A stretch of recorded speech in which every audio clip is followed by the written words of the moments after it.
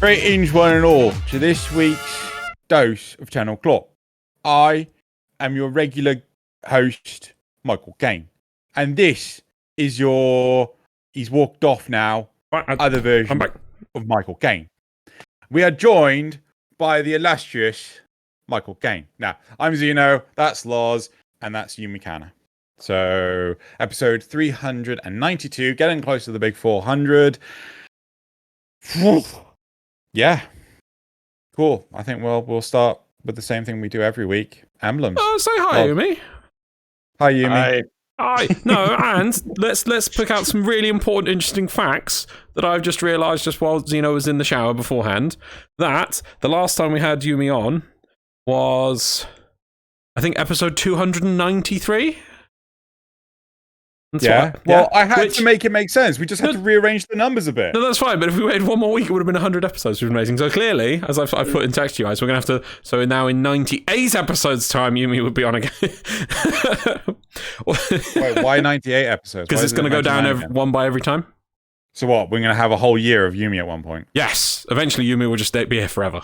I don't know how many years how many years would it take to get to that point? But eventually Yumi will be forever. Surely we'd be dead by then. The other thing I realised while watching this video, I was clicking through the video of it, and you're doing your Mastery Rank 27 test in the footage, and I think I did my 26 like the other week, so I'm like, damn it, it really shows how lazy I've been, and I need to catch up on that. Can you even think back? Yeah, 100 episode goes when you did your 27 test. Wow, and also Wisp was there. I thought 2020 just took a year out of everything, clearly, because God. Anyway, Yumi's back. Hi, Yumi. Hi. You know what you got to do, don't you? What's next? Emblems. Emblems. Which I can find somewhere. They are. Yeah, they are. Ooh. Well, as the guest, you know that you can choose whatever criteria you wish to decide which is the winning emblem of this week. I've hit the button, cough! Oh, button. Oh, you got to say louder. I was like, no, that's the wrong button. I was like, I've got them. I keep doing this. I keep getting it for me, but I have to push up there for everyone else. I'm just so useless. I've been like 10 episodes already, me doing all the buttons. Anyway, sorry, Yumi. There you go. Is emblems now? Yeah. Good. Yeah, okay. Very good. Okay, let's have a look at these emblems. Okay. Yeah, I'm going to have to go with the Proto Excalibur one. Really? I want to take it one thing. I just want to clarify on that Proto Excalibur one. The blue glow is not actually part of the emblem. It was on a Revenant. Yeah. Yes, and that was his weirdy wispy thing. So the blue glow isn't part of it. So I just want to. If that changes you at all, would you still think it wins? No, I kind of like I know the carrot one, and it's nice, but it just feels a bit too basic for me. Yeah, I can get behind that. Like, imagine if that was the moon instead of like just a blue background. That would probably make that better. Well, you heard it here first, folks. Kavat's a basic. Look at its face as well. Looks like it's got angry eyes. Kavats do have angry eyes. Buck Have you teeth. not looked at Kavat? No, but it's the image is what I mean. Oh my god! Right, okay. You can make the embarrassment of me not winning go away now. Hit the button. Hit the button. There you go. There's your victory, Loz. You hit the button. Congrats. Did. Right. So I think that's it for emblems. Now we move on to Dojo Dusting. Yes. I don't have to. Yes, I did. Right, there we go. Right, so we have platinum winners. Right. Robo 11500 on PC. Slow-Mo Alpha 242 on PlayStation. Rateb Jafar on Xbox. Seriously, there are so few Xbox people that are actually entering. And Spring Jump number 3 or Num 3 on Switch. So I haven't actually submitted these yet. I will make sure that I do this before the cutoff of Tuesday. But, time of recording, lambast me if I don't. Loz? There we go. What? You want me to do something? No, never mind. Okay. What else have we got to say? I don't think we've got any other additions in terms of Dojo Dusting. No, not for Dojo Dusting. Cool. So, should we now move on to the war report? Dude, we still need a jingle. We still need like a dun dun dun dun dun. That'd be cool. Anyway, but we'd have to have it for all the sections, so I don't know. I wouldn't want one section to get jealous. Anyway, what I've got quickly for the war report this week in Warframe, what's going on? May 26th, we've got the Verve Loki collection is finally coming to Twitch Prime because they haven't done any Twitch Prime rewards for quite a while. You know, if you subscribe to Twitch and have your Warframe account linked, you can get these, and these are going to be going for the next 2 months, I think. It goes past TennoCon into like August. So yeah, if you have got Twitch Prime, do make sure you go on and get your stuff. There's like several drops through the months, but they start on the 26th of May. But so it's only for people who have Twitch Prime and they've linked their Warframe accounts. What is that? Sorry, my question is, do you have to have Twitch Prime? Yes. Before the 26th of May. No. Just each one's got. That's just when it starts. I think it's like 2 weeks for each section. Like I think the first bit is the skin and the helmet, and then like at TennoCon, I remember this bit. You get like a Cyan for the same bundle. So like every 2 weeks, there's a different part of the collection. But it runs for 2 months. Yes, but if you get Twitch Prime in 1.5 months, you'll only get that part that's available then. To get the whole thing, right. you know, first 2 weeks, you need to make sure you got Twitch Prime and linked. Yes, you might also, by the way, if you haven't got one in a while, make sure you might need to relink your account. The other thing, by the way, May 25th, Gara Prime Access is coming. Astilla Prime, Volnus Prime, Glyphs, Ephemera, Kavat Armor, and a Gene Masking Kit. And it's really cool, actually. It's just if you don't have a Kavat, it will give you a Kavat starter kit. And we're losing... Good. Yeah, it's really cool, actually. For new players who want to pick it up. We're losing Wukong Prime, Zhuge Prime, and the Nakondi Prime. So just anyone who get those vaulted. Now. What? Mm-hmm. They're getting vaulted. They're vaulted, yes. And lastly, I've just put TennoCon because TennoCon every year. TennoCon! Okay. Yumi's got his ticket. Yeah. So I just want to highlight there was a bit of a drop. I think it was yesterday. There's going to be a quality of life update for PC. With Gara Prime. So the Gara Prime update is like 2.2 gig or something, and it's got some new stuff. So it's got the command intrinsic crew changes. Crew piloting Railjack will now fly to attack the weak point marker at the end of a Railjack volatile mission. Yep. Added a contracts tab to Ticker, hire Railjack crew member. You can now also end the contracts with the crew members that are not equipped from here. This will be this has been highly requested. Wait, what's the contract? What? I'm being dumb. Is this just hire a crew member from Ticker? Yeah, it's something to do with the crew. It's just to do with getting and hiring and getting rid of people. Okay, converted liches can now be used as on-call crewmates. The competencies are now visible on the tactical map when hovering over crew members. That's the great change for me, because when I bought some crew, and it's like, that guy's the gunner, that person's the pilot, and that person's the repair person. And then I go in the ship, I'm like, right, I'm going to give you all jobs. Which one's the pilot? Okay, you pilot now. I was like, I don't know. Right, okay. Crew piloting will now hold position when you are either in the Arcwing slingshot or using the forward artillery. Improved the abort railjack flow by changing and fixing the following. These changes come after reviewing why clients in railjack missions would often find themselves feeling unable to leave after mission completion in public squads. We determined that the language used in these scenarios was unclear / confusing, and that there were several other issues related to how rewards were shown in the UI and saved to inventory that were resolved.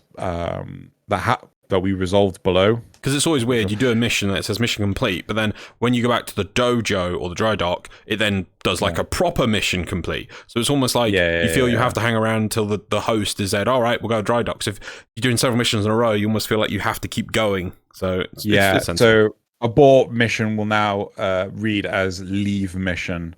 in the pause menu after successfully completing a Railjack mission. Yeah. Okay. Cool. What else is there?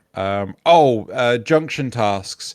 The junction tasks screen rewards will now automatically scroll the screen and give you the full preview of the clan screen changes. So friends and clans, their screens have been massively updated because those screens have been, oh my god, I swear they haven't changed since the closed beta. You know, they have been well old. So they're getting a massive overhaul. They've also changing the Limbo Theorem and Hidden Messages quests so that you no longer have to wait for the 12-hour windows for stuff to build. Yeah, you can just, as soon as you get the recipe, you can get onto the next quest. It's a good change. Exactly. Yep. And the new war. I don't want to. No, I'm not going to read that one. I feel that was too insulting. I don't want to read that one aloud. Do it. Because I hate that one. Okay. It's absolutely annoying. Okay, fine, Shillabuff. So in the new war quest in the Codex, it's gonna say to be continued. So that's what, 2 years waiting? We've gained to be continued. 2 years. I thought this was going to be so much more, like it was going to reveal the number of chapters or anything like that. Yes, or put a name for the next section or something. Yeah. Nope. To be continued. We continue. That is, it's almost insulting, in my opinion. I am annoyed by that. It had to be done, fair enough, but it just is just like, come on, really? Just, if you wanted to, just sneak that change in and don't tell anyone. Yeah, don't You don't need to tell people that. You're drawing attention to it. You should just snuck it in there and just be like, to be continued, and then people can notice it, and then be like, yeah, oh, well, whatever, you know, we need to do the change. Instead, it's even in a video Rebecca does, like, oh, yes, people have said this, so we've added this, and you're like, when she says, like, people are waiting on this, is this a quest, is this an event? Oh, yeah, and like, oh, yeah, it's going to be good, it's going to be good. So we've added to be continued on there. Yep. My heart just was like, oh god, no. Why? Anyway, moving on. Right, so that's it. I think that's it for the war report. Yeah, you covered everything else. Yeah. Right, so let's move on to our topics. Yumi's been very quiet. I feel like this is my fault. I'm sorry, Yumi. Please forgive me. During these parts, there's not really much to comment on. How do you feel about the whole... Let's make the topics go away. Nope. So, Yumi, how do you feel about the fact that, you know, hey, we're drawing attention to the fact that New War is still to be continued? I just want... I am in agreement that I just want it to be over. It has gone... I can understand why it has gone so long, but I still just want it to be over. Yeah, I 10 gajillion% agree. And this is me. I don't like misusing percents. Right, so now we're going to go to the topics. So our first topic... We do polls after the last week. The polls happen after the topics now. It's been that away for a wee while. Yeah. So Fused Reservoir is awesome. And then topic 2 is Harrow is an amazing frame, but when you have to be better than your allies, it's an issue. That's the wrong it's. Sorry. I kind of apologize. Right. So first topic. We'll get to that when we get to topic 2 then. It is. Apostrophe. Oh, that's the right it. You don't have it's without an apostrophe. Yes, you do. It is what you call it? It '. Yeah, you said it's the wrong it's. Right? Yeah. There's no it's without an apostrophe. Yes, there is. For what? It belongs to it. It's saying like Drew's. Belonging would have an apostrophe. No, it wouldn't. It is the only word that does not follow that rule, and it pisses me off to no end. Oh, okay. Well, it's this English language, so I wouldn't be surprised there's some stupid rule like that. So yeah, I'm going to give it to you on that one. Rule. Yep. Right. Anyway, let's go. Got topic 1 up. Right. Topic 1. Right. Topic 1. Fuse reservoir is awesome. This comes from Reddit. The original topic says it costs less energy than casting all 3 reservoirs. Maxed out augment is 200% energy cost, not 200% more on top of the cost of casting all 3, which was my thought after looking at it. It's an Exilus slot augment. No, really? Sorry. Hey, you keep talking, I'll go check just to make sure. It's an Exilus slot augment, meaning you'll probably lose very little, 50% strength for me, but I can compensate that and even increasing it easier now, more on that later. Yep. It adds the option to cast the Fuse Reservoir. It does not alter the skill. It does not increase the maximum reservoir count to 6. Casting a single reservoir removes a fused reservoir. Totally fine in my opinion. Just wanted to note it. Okay. Is it genuinely an Exilus slot augment? Yep. It's got the dash at the top. I have it on screen. That just makes me feel it's worth it. How do you feel? Here's a question before we go on that. Should all augments be Exilus slot? No. Why not? Because some augments genuinely change the power, the I think that should be a poll for everyone. I think they should be, to be honest, because I want to encourage more people to have more augments, and I want more augments in the game. I like the idea because they actually change more than just numbers. They change like the way you play, and I think it should encourage more people to get them into builds. I think they should be. What do you think, Yumi? I haven't messed with augments too much, but I think I agree that they augments probably should be an Exilus probably should be an Exilus slot mod, so that it definitely would free up more build variety.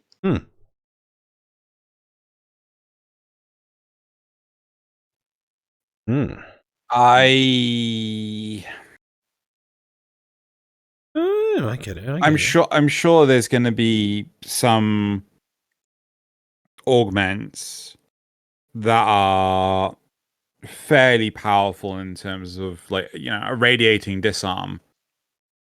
That's quite a powerful thing where not only have you made them not have any weapons, but you're now making them fight each other. Yeah, and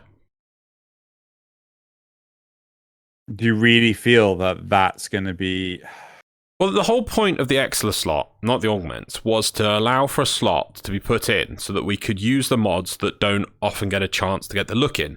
Things like run speed, or bullet jumping, or wall latching, things like that you just, or slide speed, things you're like, oh, I'd love to take that because I do enjoy sliding more, but I can't choose to take it against power, strength, range, efficiency, because these are just so important. Oh, health, shields, armor, these, I must have these. So it gives you a slot for that.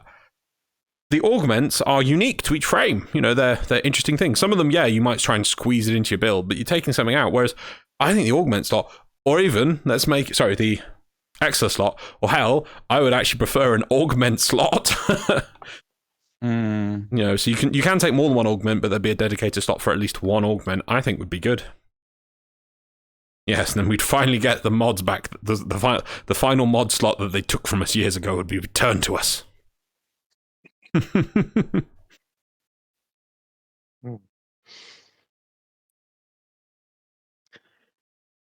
I can see Xeno's point that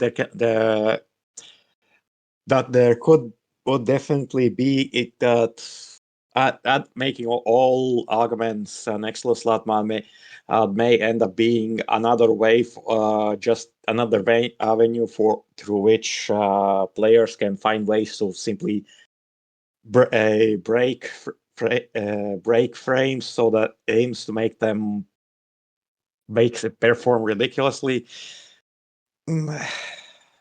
But I still do think that having them as an Exilus slot mod, or honestly, I actually kind of like the sound of Loz's idea that give them a dedicated slot, but you can only take one at a time. Maybe.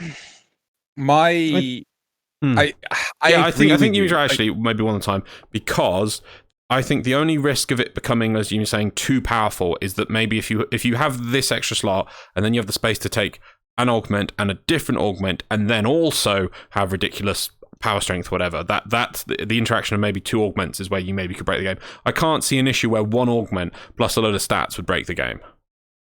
Because that's what you'd get, you see.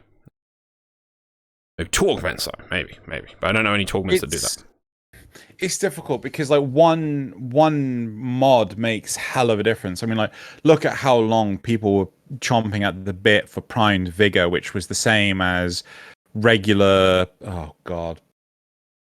health, and was vitality, and what's the shield one? Redirection. Thank you. You know, it was the same as those two combined, but it's condensing it down into one mod. That gave you a whole new mod slot to play with. Or hell, if you wanted, you could just put all three in, and again, you just had a huge boost in both shields and health, right? Okay, maybe not entirely the same, but you know, look at Smite Infusion, Oberon mod, Smite Augment, hold to cast will grant all allies within 15 meters an additional 100% radiation damage to their attacks for 40 seconds. Okay. Right? If they focus on radiation-based damage, you know, they're all of a sudden their damage output is doubled. I'm going to put this to Xeno. Yeah. In your builds for Oberon, how many augments do you use? God, hold on 2 seconds. Do you use them? Activate to deal remaining damage. No, don't do that one. Don't do that one. Has to look up the monster. Don't do that one. Doesn't even know the one No. I don't. But I do use Neutron. Is it Neutron Star for? Yeah, no, Neutron Star for Nova. Nova, because I want to pop those. Oh, I've got a niggling few null stars floating around, so as a result, my damage reduction isn't great. Pop so does that make Nova overpowered? I do find that null star makes her so it's null star. Short answer: what? Yes or no? Does it make her overpowered? Or does it just add interesting player choice and a little bit of variation abilities to make it more nice for you to play Nova? It makes her like metric truck tons more survivable, so that's fun. But that's seeing as poor Nova amounts to a wet tissue to begin with. Fuck tons more of wet tissues. That's farts. That's her farts. I mean, it's the difference between running. Well, I'd argue, you know, people, please don't take my hyperbole out of context. I'd argue it's the equivalent of running Nezha, but without the warding halo. Oh no, I'm just not going to put on the warding halo. Like, why wouldn't you? It's a huge damage reduction. Right. But if you're not taking any damage because you've got a oh, sorry, what you mean? Honestly, one thing I will say that I kind of think that these days in gaming, the word overpowered gets thrown out a bit way too much. True. Good point, though. Very good point. I am using it too much, yeah. Okay, so I want to highlight my problem with making augments have their own dedicated slot. My problem is solely to the fact that, okay, so we're now, instead of, you know, 3 nuclear warheads powerful, we're now 4 nuclear warheads. No, I'm not. No, I think, as Yumi just said, we're using the term overpowered too much. That you're saying that it is a 33% increase in the power of the frame. There's none of these that do that. No. Sorry. My point is that we don't have anything challenging enough. I put you on Do Not Disturb. That means you do not disturb me. Stupid phone. Right. No, not you. Stupid phone. You heard me put it on Do Not Disturb. It says I'm on Do Not Disturb. God, I told you. Yeah. You even put a timer thing on it, didn't you? Yeah, it didn't apparently apply. Anyway, my point is that right now we don't have anything that we are massively struggling to do. Right? There's no major league wall that we're hitting in terms of difficulty. Right? I just feel that if we allow, hey, here's an augment slot. Oh, I want 4 augment slots. I want 1 for each ability. No. Well, I've got the list up, and no. That's you're going extreme again. Like I've got the list here, by the way, in front of me because I got the wiki up this time. No. Like Gauss only has 1. Protea only has 1. Revenant has 2. Loki has 5. What's the point? Yeah, because that's what you're saying. You're saying people might want like I want 4 slots. 1 for each. Yeah, but this do you is not think okay. that's going to be asked? No. If I can have 1 for 1 ability, you really don't think anyone's going to ask for I think it's so additional- easy to just bat them down and say, look, you got. It's like you could have said that about Exla slots. I've never seen anyone ask for 5 Exla slots.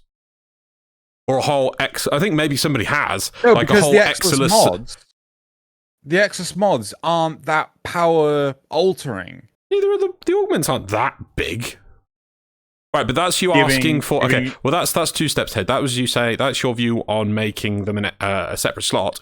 What's your then critique against making them just an Exilus mod? Make them all Exilus mods. I can come back and say that a dedicated slot may be too much. But let's make them all Exilus mods then. I really feel it depends on the augment. Like, there's one which is for Loki. Oh, while he's invisible, he makes no noise. Yeah, that can be an Nexus mod. I've got 0 issue with that. Yeah, exactly. But making, Null Star explode and deals all the remaining damage in 1 instant. You are aware there are damaging Exilus mods, and there are Exilus mods that provide base stats. And I don't like those either. But they exist. Yes, and I'd rather not add to that problem. Okay. But no, we'll ask the question to the audience. That's a good question for the audience. Okay, how Yumi, how do you feel about the other Exilus mods, like the power drift and coaction drift and all those mods that do have impact on performance? Honestly, for me, it's kind of hard to say. I do use some of them, but I think they're kind of a symptom of a larger problem where Warframe has ended up, at least from what you can do with your stats on all your gear, that it's kind of become a balancing nightmare. Very good point. Very true. That's kind of it. Kind of adds to the whole. We don't really have too much challenge. It can be said that Warframe is more of a. It could be said, but that Warframe is more of a power fantasy game rather than a challenge beating one. But there still needs, but even in a power fantasy game, you need some kind of challenge, and depending on how you build your stuff, that challenge can be completely lacking, and especially because, well, the more how do you say it? Basically, it's a very risky choice to build something to especially a challenge one particular challenge min-maxers, since, as it said before, there can be that if you try to cater to min-maxers too much, it can go into power creep, which can be it's a whole. It's a can of worms that nobody should want to open. But the weird thing is, there is a huge part of the community that cares. Sorry, my understanding is that there is a huge part of the community that cares more about doing the top level DPS, getting the highest DPS possible, than making it the easiest possible ride, right? Instances where people like, guys, if you just take corrosive projection, they have no armor, they die easy. Yeah, but that negatively impacts my rifle amp, and as a result, I don't have the top DPS on the scores. It's an attitude. I don't want to add fuel to the fire. Yeah, but that's definitely an issue. Because basically, the bigger the community grows, the more kinds of people you encounter, and sometimes there are things that even something that was done with good intentions can unintentionally have not very good side effects. You're going to say something else? No. I think it's fine actually. No. I think we've come through. I think we've got a good overview of points there. Should we just have a quick look at the initial topic again? So, I've not played Wisp much. I think we started the thing. We've done a cool thing talking about augments. Let's come back to the actual topic here about Fused Reservoir. Now, so Fused Reservoir, I've not played with it myself. I've played a little bit of Wisp. I do like the idea of it. What do we think about this augment? Is this augment good? Yes. Too powerful? What do you think? Yes. I'm not sure. I'm not quite sure what you're saying here, Xeno. Can you elaborate a little bit more? Just to clarify from it, you need to elucidate this point on me. So I've played a fair amount of Wisp, and when I can't remember. I thought this augment was going to be that the range of reservoir was decreased, but the 3 reservoirs would follow you, right? And you personally, right? So you could move with the crowd.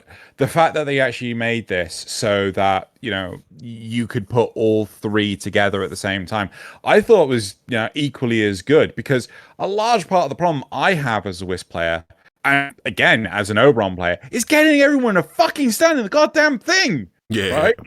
So being able to just oh no, Xeno, I'm low on my electricity today. My meter's running. No. You can just jump to them and dump all 3 at once. I honestly really like this. So there's a little bit of confusion. So the idea is that the energy cost. So Reservoirs augment as a 4th reservoir that gives the effects of all 3 costing 200% more energy, right? So instead of costing, so at base it's 300%, which means that you cast 1, which is 25. It then is the same. It's basically the same cost as casting all 3 together. However, if you max this out, its cost is 200%. So it's only like you're casting 2 of them. So it is more energy efficient. Personally, I would have been fine if that was left blank. There were no ranks to this mod whatsoever. It's just, hey, just there you go. Why do you need to rank this mod up? I'm going to ask both of you, do you think there's any reason not to take this mod? You'd have to sacrifice... Oh, no, for an Exilus slot? God, no. Yeah. Yeah, you should, Well, because when realistically, you should just always take it. Yeah, see, I thought the way the cost worked is like this person was saying. To me, I don't see... When they make a mod this good, it makes it curious to me. You basically playing Wisp, you should, if you're going to cast Reservoir at all, you should just have this mod. Shouldn't this mod just then become baseline? I like the idea of augments that have either side grade the ability to do something different, or have a trade-off that it costs more but it does this now instead of this, or it loses this functionality but then pushes this more. That's what I like in my augments. So I'm just thinking, this is stupidly good. What do you guys think? Sorry, this is entirely me teasing you. But all augment mods should be Exilus slot mods. Sorry. Yeah, exactly. I still think they should all be. But this one's just so good, but not good in a... you're very good. I'm good. Not good in a way that completely makes Wisp more dominant or breaks the game. But it's just so the quality of life is through the roof. To me, Wisp... Actually, no. Yumi, you go first. Yeah. Well, again, it was that the mod had basically what was again how did the cost increase went with the mod? No, it's a cost decrease, right? So when you get it at rank 0, casting this 4th reservoir, this tri reservoir, is the same as casting all 3 individually. So 25 for 1 or 75 for the 3. However, if you max this out, it goes from 75 down to 50. So it's like, oh, I'm getting 3 for 2. So it costs you the energy of 2 totem things out. Reservoirs. But the time spent of only casting 1. So you save in time and you save in energy. Yeah, that's, Yes. that is something I would like to say is in danger of getting hit with a nerf, because that basically, again, it might not make it overpowered, but it's basically it can be a sense that you are handicapping yourself by not using it, because it saves up both. It saves up both cast time and energy. So basically, I can see Loz's point that it's basically, why would you not, that you're basically unless you are making some kind of build that only uses that relies on some kind of weird build that relies on just 1 or 2 specific reservoirs. Like, there's no point. Wait. There's more. What do you mean there's I'm going to more? interrupt you, because according to the wiki, this is the next thing I thought, is that I thought the trade-off would be that you can no longer cast the individual ones, that's the other thing. So it costs you the cost of 2, but you only ever can put out this trifecta one, right? You can't do the individuals. According to the wiki, this simply adds the triple as a type of reservoir, so you can still cast the individuals as well. Yes, but it costs the space of 3. No. Yeah, no. So no. The capacity of 3. No, I meant that it for energy cost. So that would be the trade-off. Is that, let's say the ability costs 25. Yeah. That by putting this mod in. Well, when you push 50, it, no. But each one costs 25. I thought when you put this mod in, it would max. Let's go with the max rank one, right? If you push the button and have 50 energy, you plonk down a 3 totem thing, right? And that's it. So that if you're on 25 energy, you can't cast anything. But even with this mod equipped, you can swap to the individual ones if you're desperate.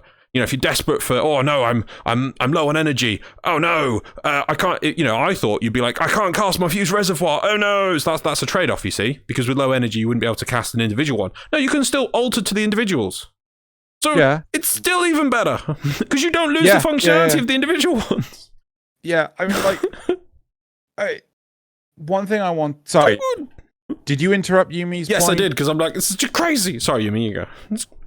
It kind of adds to my point. It's one of those, why would you not use it? It's definitely a kind of why would you not use it situation.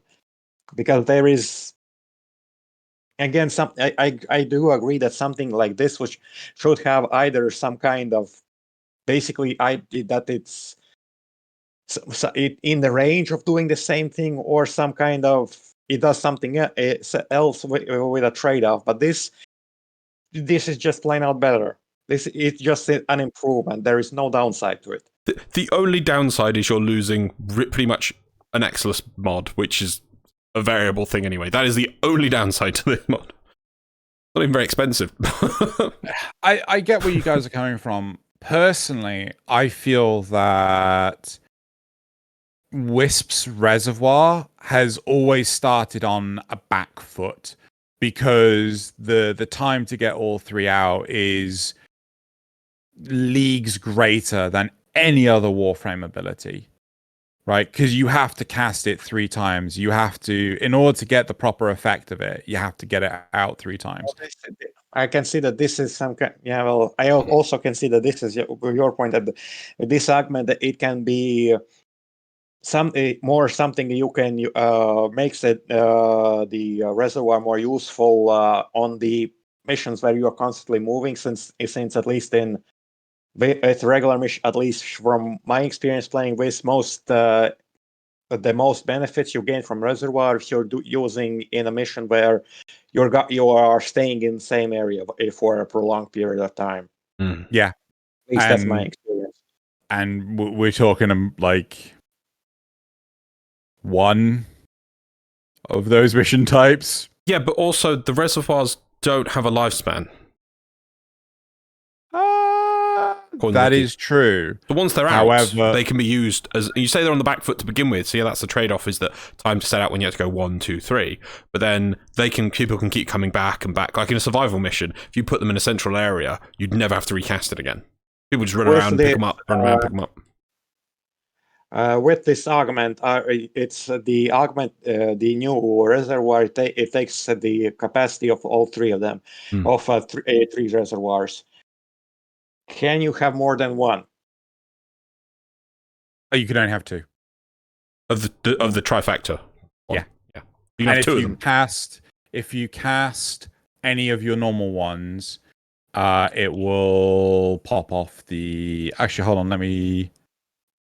Hold on. Fuse Reservoir counts as 3 summon reservoirs, and Wisp is still limited to 6 total reservoirs at once, meaning only 2 combined versions can be used at any given time. So yeah, if you have 2 out and you just pop a normal one, then one of the combined ones will disappear. And you can I'm just saying how it works. That's exactly. Yeah. And I was wondering if you can use full capacity for them, or it was just limited to 1. Yes, I think you're just sort of idling around a point there. That would be a nice, also a trade-off, is that, okay, you get this amazing thing, but you can only have 1 of these at a time, and the other ones you have to put down with the individual ones. No, you can have 2 of these amazing things. Again, plus points. I mean, like, to be fair though, you could have 6 of the healing ones just scattered around all over the place. Right? Yeah. I think this is a must-have for Wisp. I don't think it's. I don't think it's particularly overpowered. No, it's not overpowered. But is it so good and so nice to have that it basically just make it baseline? Honestly, quite possible. Yeah. And honestly, it can kind of run into the whole situation of the base stat increase mods that you always it's just there for 1 frame. That is more that you are kind of always using. It is Wisp Serration. Pretty much. Yeah, I'm wondering what other augments. Wasn't there? Oh God, I swear there was an augment for possibly Excalibur that ended up becoming baseline. Part of it became baseline. There was one that /dash added 5 melee to the melee counter every time mob you hit, and they made it that base /dash adds 1 to the melee counter by default. You get that functionality, but reduced, and the mod now just enhances rather than gives the functionality. Doesn't matter because /dash is awful. Absolute trash. Well, to me, I find somebody can tell me a build that makes that useful. Should we go to the replies? Actually, before we do, I just want to ask the audience: like, is there an augment mod out there that you feel is 100% you should not go out without this? Right? For a frame or a frame. Examples of frames with absolute must-have augment mods. Yeah. Yeah. So I really would be interested to know. Anyway, right. Should we go to the replies? Yeah. Definitely took your build. So the OP's build, I assume they're saying. I wonder if energy conversion and growing power would boost the strength of the Empower Subsume, then wait for procs again for a crazy empowered moat. That's what I was about to ask, because I do not know. I am terrible when it comes to consumed abilities. Is Reservoir the consumed ability of Wisp? Wait, what? The for Helminth. Oh, I don't even know where I see that. Do I see that on the wiki? You probably would. I'd probably be unaware. Not like a symbol or something. Maybe check the other abilities. Just go to abilities. Control F on Helminth button. Oh, and if anyone asks that I don't know them off by heart, I'm sorry, I'm not a wiki. I do not know all of the subsumed abilities by brain. I don't know. I should really get into that system more. Wisp, it's Breaching Surge, Critical Surge. Okay, so that problem's not an issue. Right, cool. Which one's that one? Oh, the fucking ultimate. Does anyone use that ability? Wait, the ultimate is what you get. Oh, great. Does anyone use right? Okay, that's going to be a question. Does anyone use Wisp's ultimate? I never see anyone use Wisp's ultimate. Mm. Oh, and that's terrible. So I've got the wiki here, just pointing out a point. The augment for that.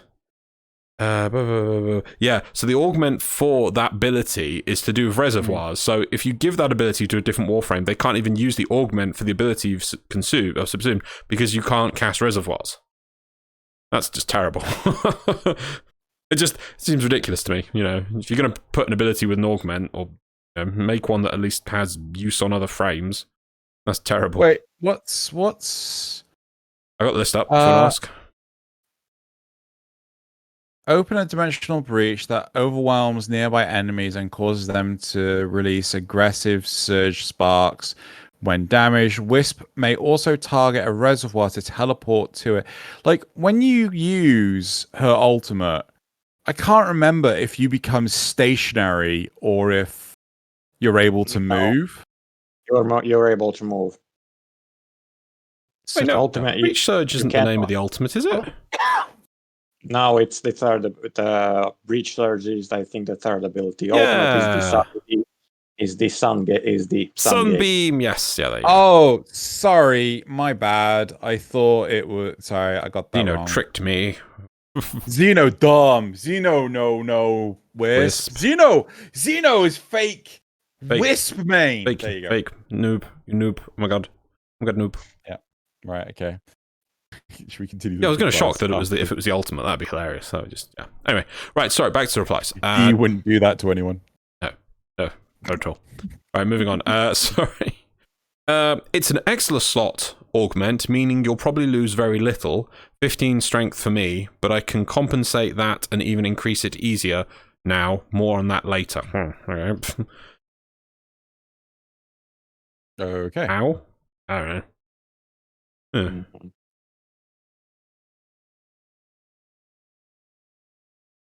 Oh, sorry. Wait, no. Yeah, I was about to say, aren't you reading the wrong? I was like, that doesn't OP? sound right. So, referencing last point of OP, I pretty much only use her for disruption and defection. With growing power and a Nidus Spectre, it's a little annoying if you have to recast your reservoirs often. If I could have placed 6 of the fuse reservoirs, okay, putting all my buffs around the map, would have become fairly easy and made this a must-have augment. 6?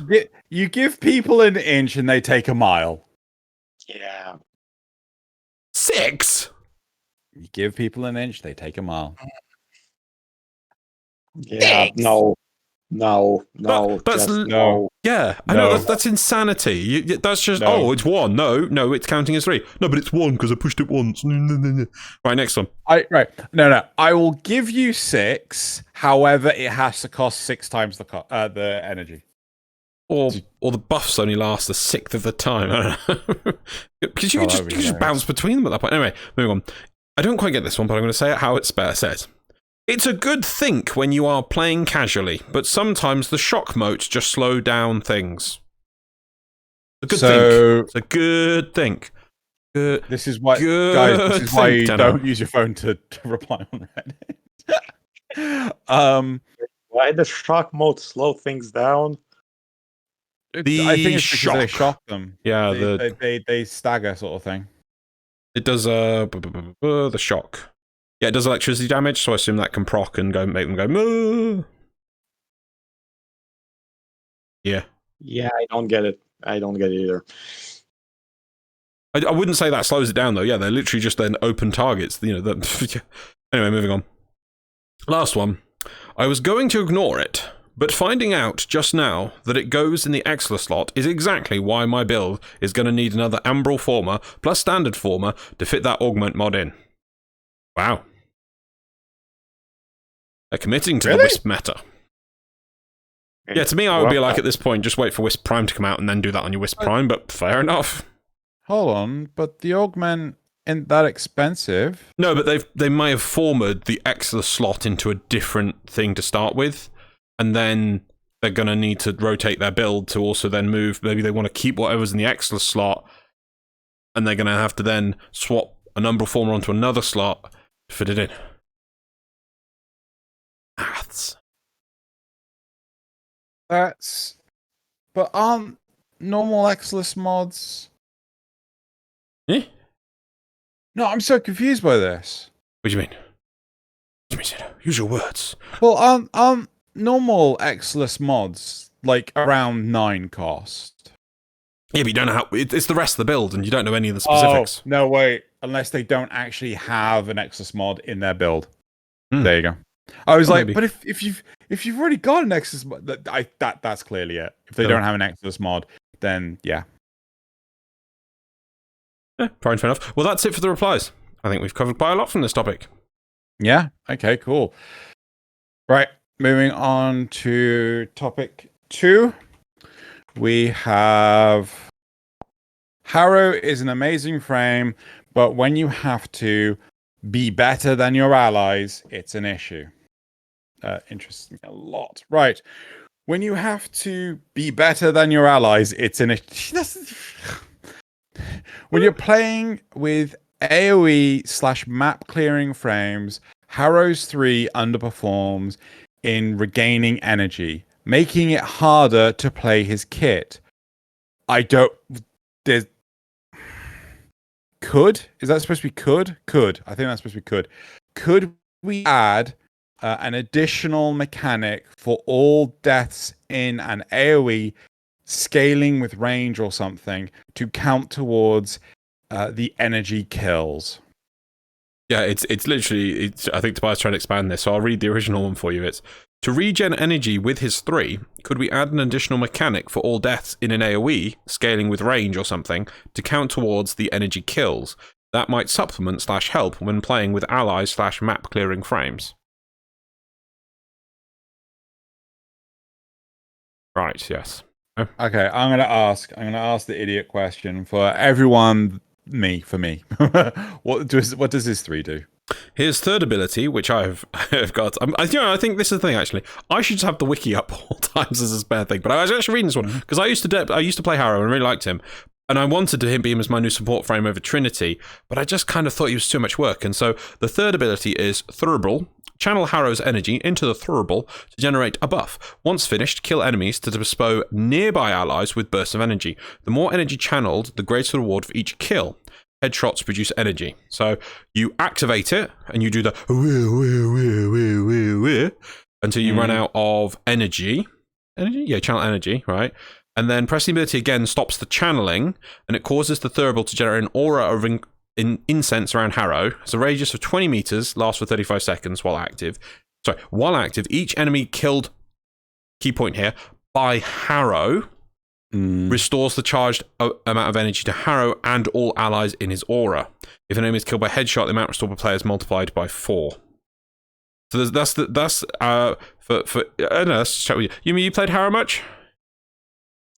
Not lately. Oh yeah, same. I liked him at first, but it's just I'm waiting for that helmet. That helmet, when that helmet comes, oh boy.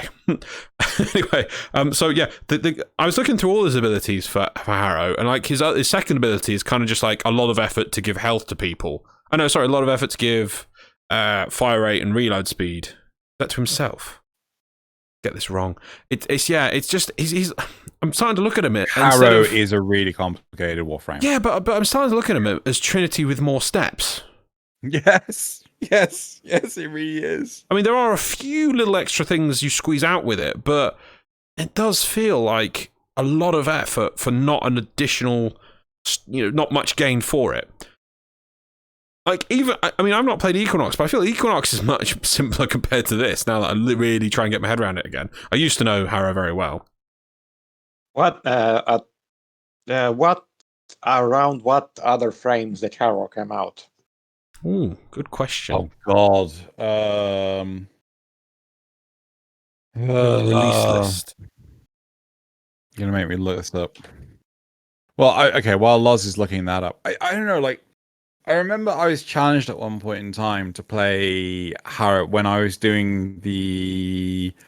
Oh God, what the trashy challenge thing where someone would give me a bad build and I'd have to, but like I had to learn how to play Harrow. I was never a fan of Harrow because like there are so many caveats to how he works, and to me personally, he fucks over so many other Warframes abilities.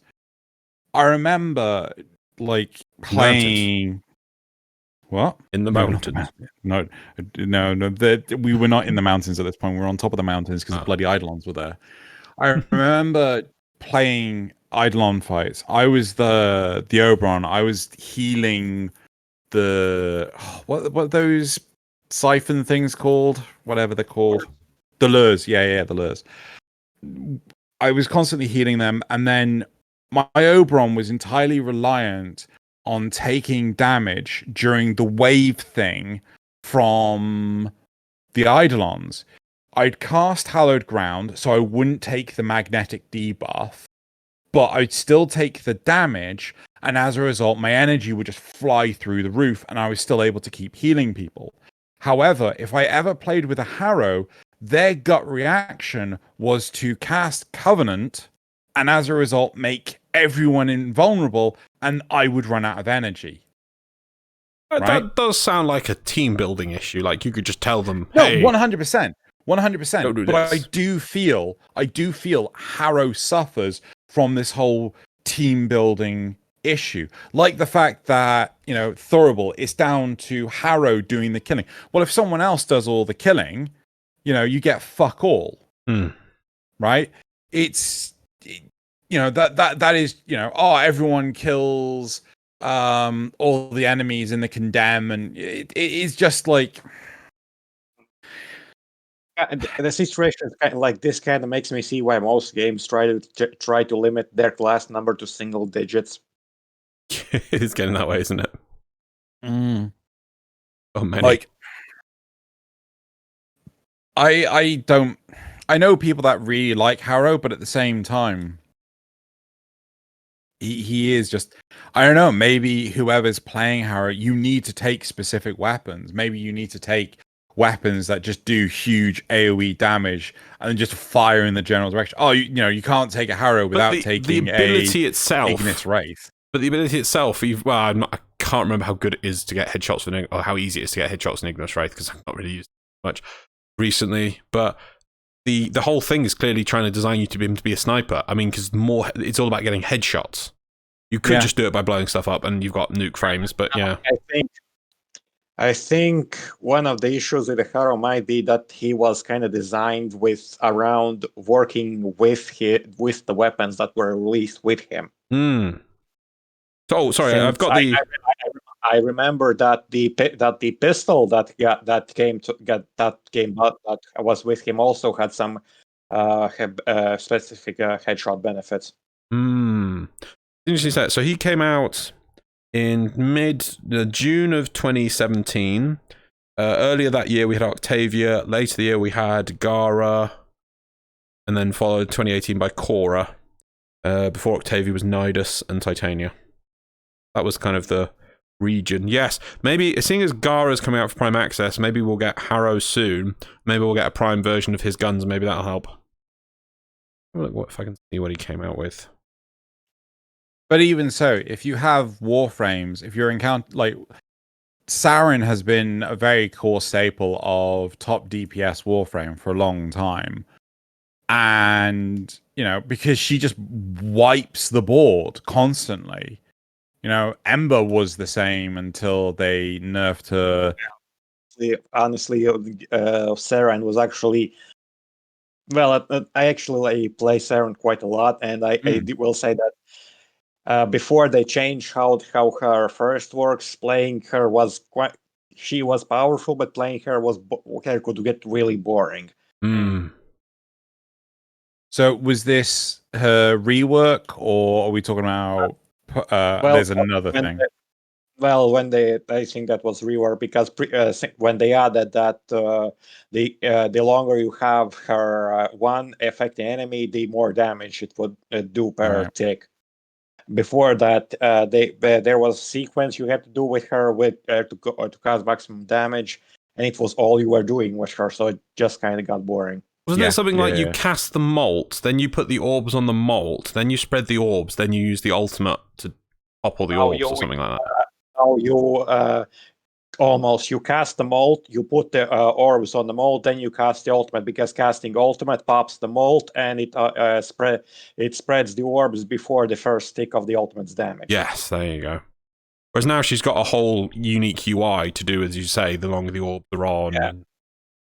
Yeah.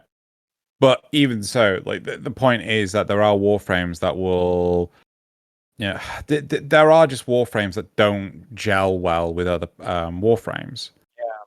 Right. And I kind of feel that Harrow would make sense if there was a challenge in the game. If you weren't able to just murderize literally everything under the sun and things took time to kill, it would make sense to have Harrow in the game, because you would have to slow, you were having... Harrow seems to be better designed for a slower pace of game. Yeah. Something that Warframe doesn't have. Yeah, exactly. Like what?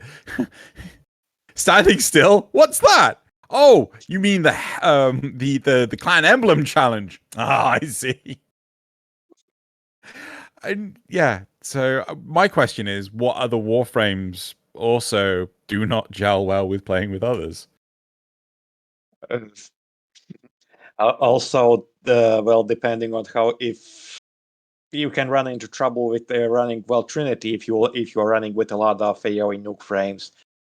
Well, there's actually really a comic that I remember seeing with three AoE heavy frames asking the Trinity why they run out of energy, and Trinity saying, "Well, I would provide you with energy if you stopped killing everybody." Yeah, yeah, totally envision that. I think Grendel would be another one, because Grendel's entirely reliant on consuming the enemy, and if the enemy's all dead, that's why Grendel's not playable in Conclave, because you can't eat anything.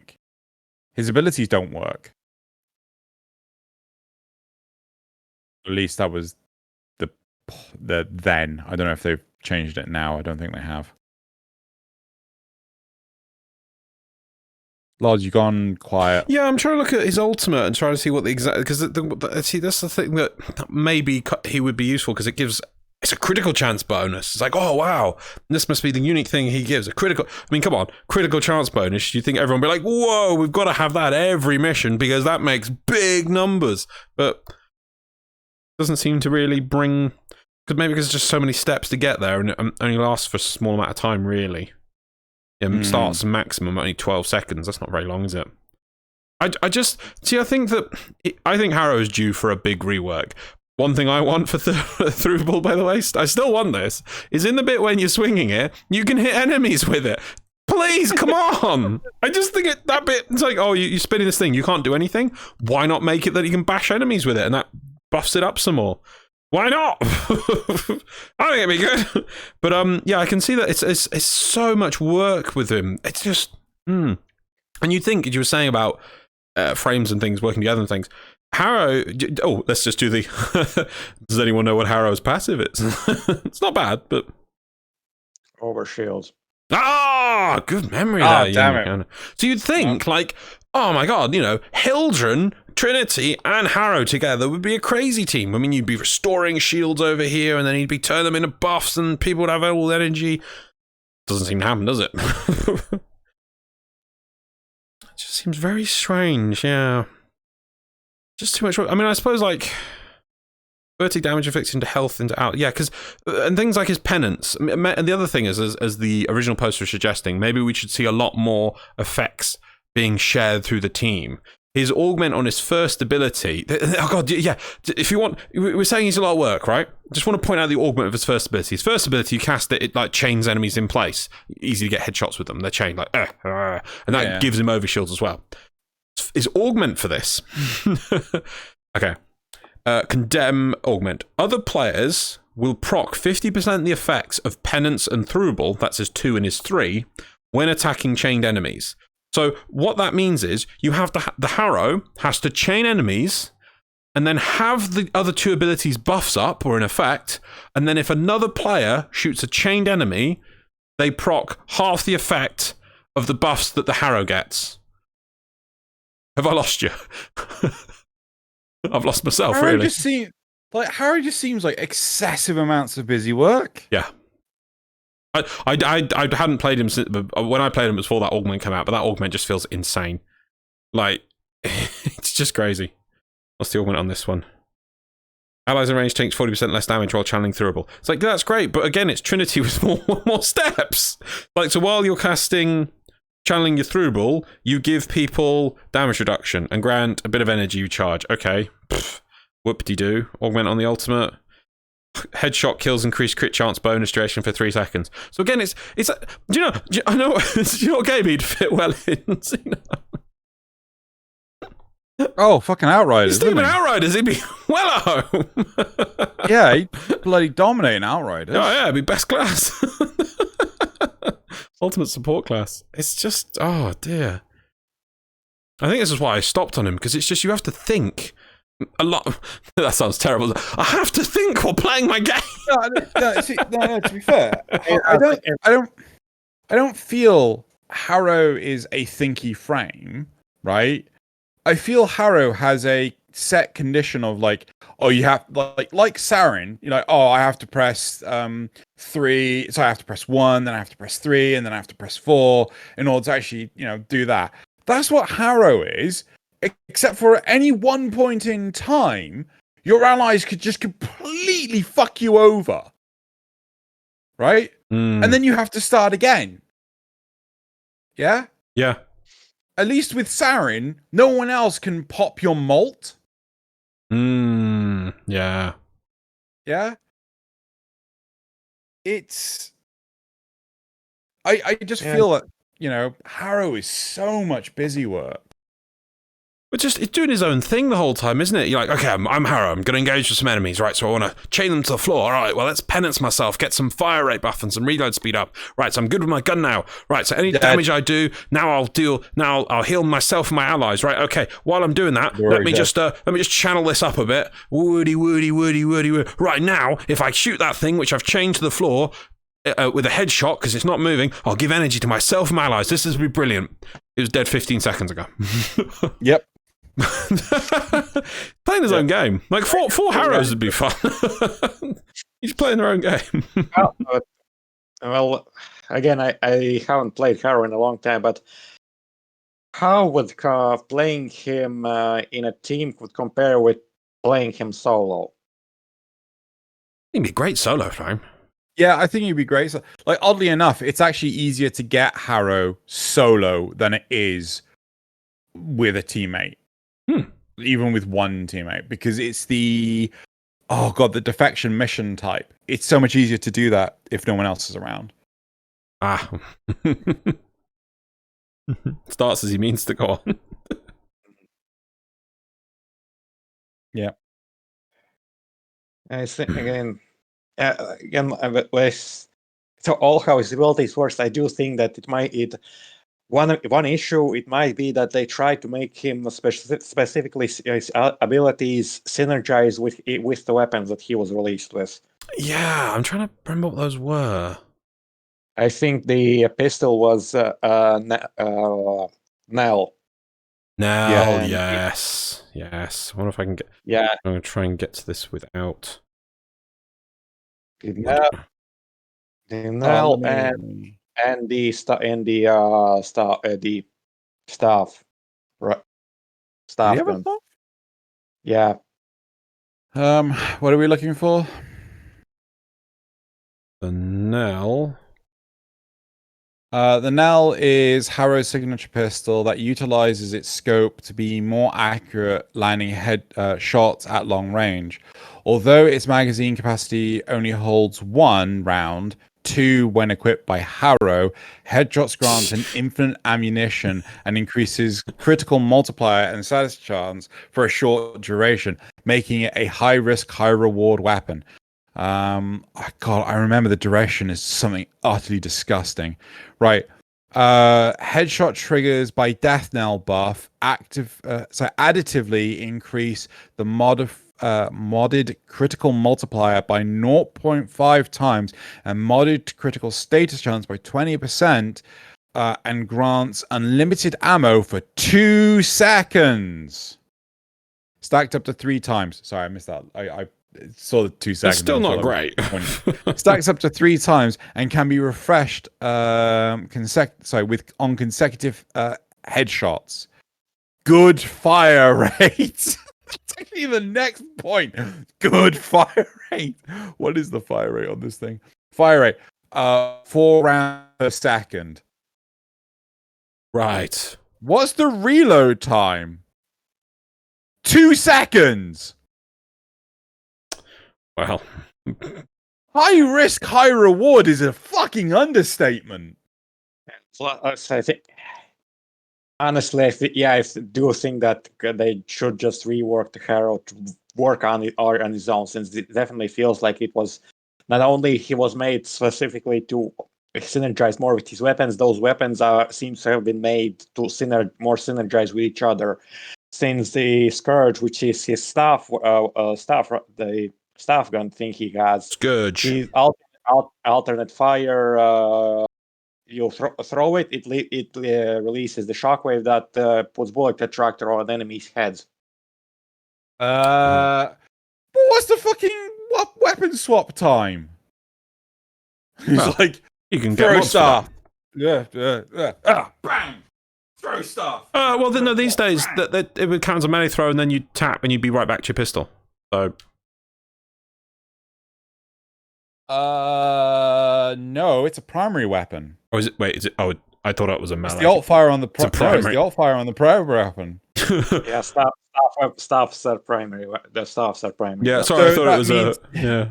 You have to take the weapon swap argument. He just every single time we talk about this, it's just like it just caveats a new thing. You have to play him this way, and like, oh my god, it's just getting way too complicated. Why can't I play? No, you have to play it this way. I think Yumi's hit the nail on the head. Is that literally this is a frame where they went, let's have weapons built around it, and then until we see the prime version of those weapons to really actually make Harrow decent in some way.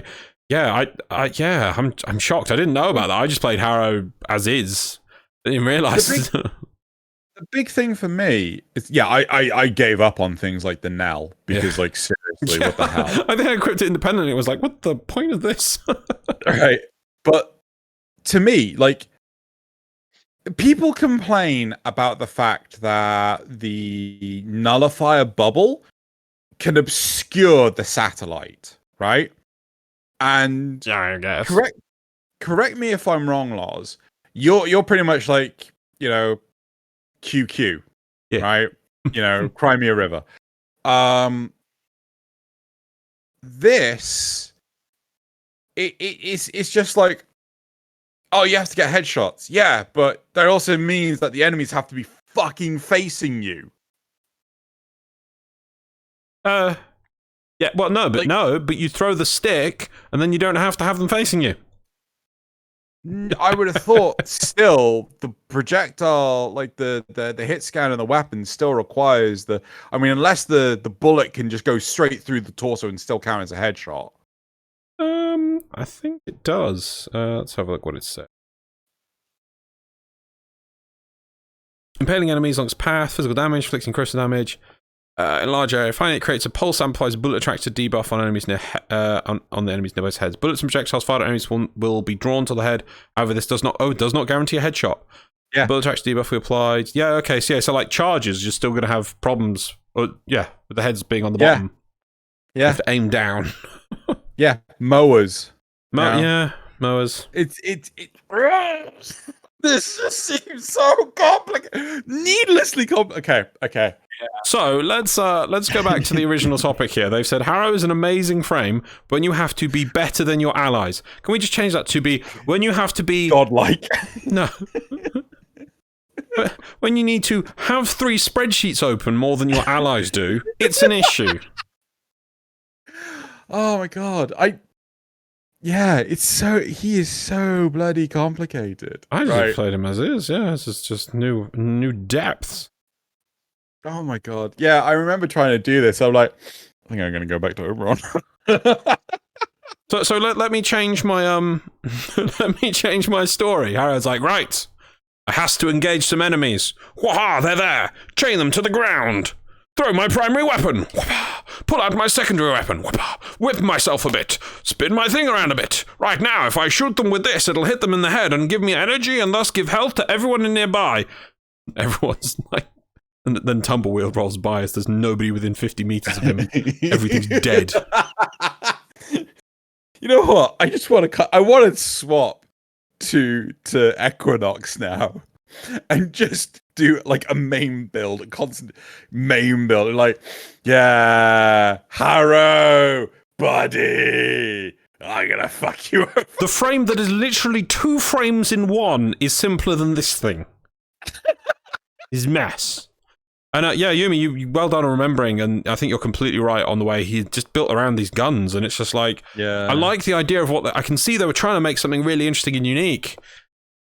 Could I have a second Plat? Yeah. Should we? It does seem like something that was probably looked a lot better on paper than it did in didn't find in what we got. I just feel Harrow could work if the enemies weren't paper people. Yes, Harrow If is the enemies, yeah. If the enemies could survive for more than half a second. That's the two things about it. He's made to work with his synergize with his weapons, which aren't very good, and it feels like he's designed for a game that's a lot slower. Yeah. Question is, was Warframe a lot slower back then? Well, no, because I can't remember where I've got that list out, but that list had like Octavia came out before him, and Octavia is a case of buffs for everyone explode everything. Disco. Exactly. They were like, let's slow things down and make a frame for a completely different game. So it was like, we'd rather be making this game, but we can't. No, but do remember, this is still pre... Oh, God. Catchmoon. And Catchmoon was like the most broken pistol in the universe. This is also still pre... a lot of the melee stuff. So guns were still... I think this is pre... That's a fair point, yeah, is that... What's the point of a frame with headshots and everything and shooting and all this other stuff and weapons which are about shooting when we're in a melee-centric game right now? Yeah. This is very true. Right. So we've torn the poor thing to pieces, and this poor OP says, I think it's all right, but... Should we have a look at the replies? Okay. First reply. When you have to be better than your allies, it's an issue. No. You're reading the OP again. Oh, God, no. Damn it. Why do I keep doing that? I'm failing miserably at lines today. Right, here we are. Sorry. Yes. That still sums it up. Anyway. Yeah. I used to have this problem too. Then I did a random disruption mission and I found a weird thingy called Acarius. I have mostly able to supply my random teammates with energy since that moment. Acarius? What's that? I can't type in hold on, let this me mode. do You it. do that. I do that. Well, let's read the next reply.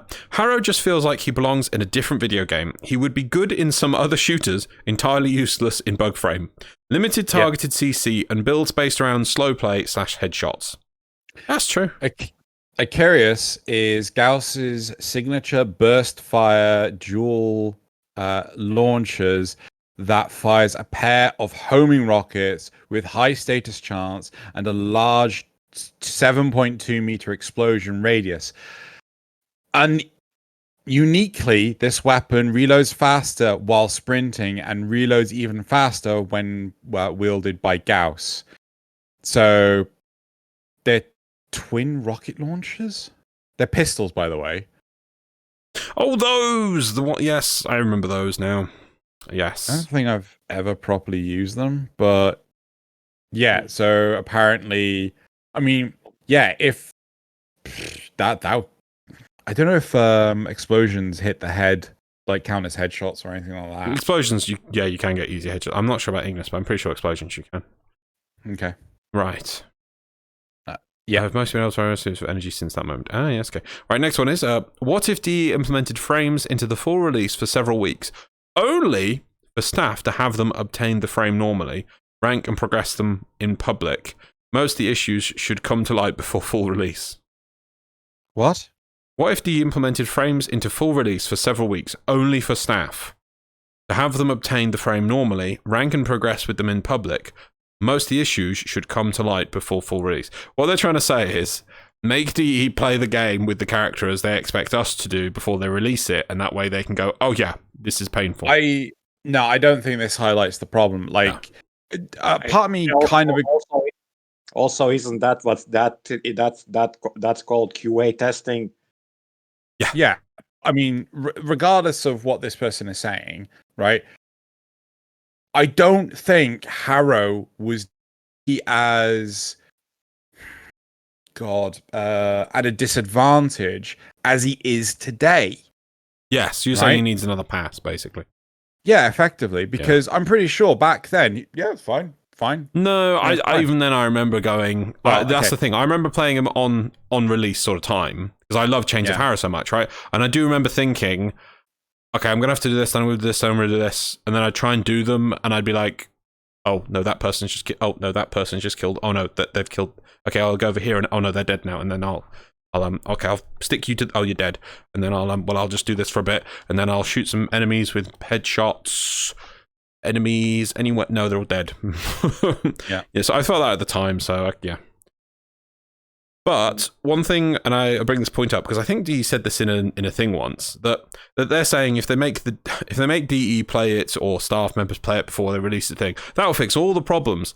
No, it won't, because especially developers will go, this is meant to be played like this, so I will play it like this, and they'll feel it's fine. They'll play it whenever they. But it's when you hand it out to the community, it gets in one day of it being on live, will get more time, I think, than they made some line. It's something like maybe 1 week. Maybe 1 week of it being live is more internal testing than they can do in a year, I think. Yeah, something I think it's a day. No, I do genuinely think it's a day. Yeah, because so many people are trying it, and everyone's going to have their own different idea, and they can take in different directions. So if they'd have to keep it in studio for a year, and they're like, right, we think we figured out all the things to make this balanced, or they can push it out for a day, and everyone can give their feedback, and then they can change it next week.